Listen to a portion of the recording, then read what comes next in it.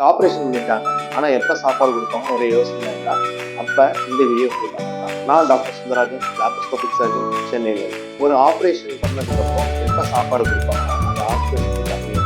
Suppose வயிறு குடல் சம்மந்தப்பட்ட ஆப்ரேஷன் இல்லை அப்படின்னா ஆப்ரேஷன் வந்து 6லேருந்து 8 மணி நேரம் சாப்பாடு கொடுத்தாங்க.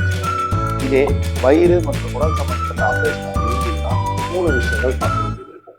நம்பர் 1, பேஷண்ட்டுக்கு ஸ்டாட்டஸ் பாஸ் ஆகிடும், அது காத்து.